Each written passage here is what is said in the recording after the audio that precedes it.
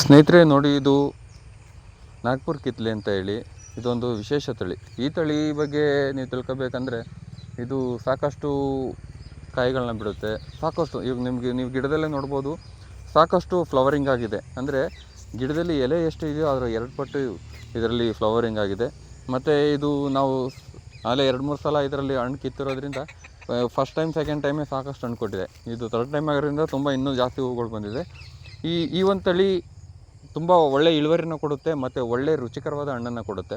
ಈ ತಳಿನ ನಾವು ಕಿತ್ಲೆನ ನಾಟಿ ಮಾಡಬೇಕು ಅಂತ ಇರೋರು, ಇದು ಎಲ್ಲ ಪ್ರದೇಶಕ್ಕೂ ಸೂಟಬಲ್ ಆಗುತ್ತೆ. ಹಾಗಾಗಿ ಈ ತಳಿನ ನೀವು ಚಾಯ್ಸ್ ಮಾಡ್ಬೋದು. ಇದು ತುಂಬ ಒಳ್ಳೆ ತಳಿ. ಇದು ಬೇಕಾದವರು ನೀವು ಇಲ್ಲಿ ನಮ್ಮ ನರ್ಸರಿ ಇದೆ, ಬೇಕಾದರೆ ನೀವು ಕಾಂಟ್ಯಾಕ್ಟ್ ಮಾಡ್ಬೋದು. ಈ ತಳಿ ಅಂದರೆ ನೀವು ಬೇರೆ ಯಾವುದೋ ಗೊತ್ತಿಲ್ಲದಿರೋ ಕಿತ್ಲೆ ತಳಿಯನ್ನು ಹಾಕೋದಕ್ಕಿಂತ ಇದು ಎಲ್ಲ ವಾತಾವರಣಕ್ಕೂ ಸೂಟಬಲ್ ಆಗಿರೋದ್ರಿಂದ ಇದು ಒಳ್ಳೆ ತಳಿ ಅಂತ ಹೇಳೋಕ್ಕೆ ಇಷ್ಟಪಡ್ತೀನಿ.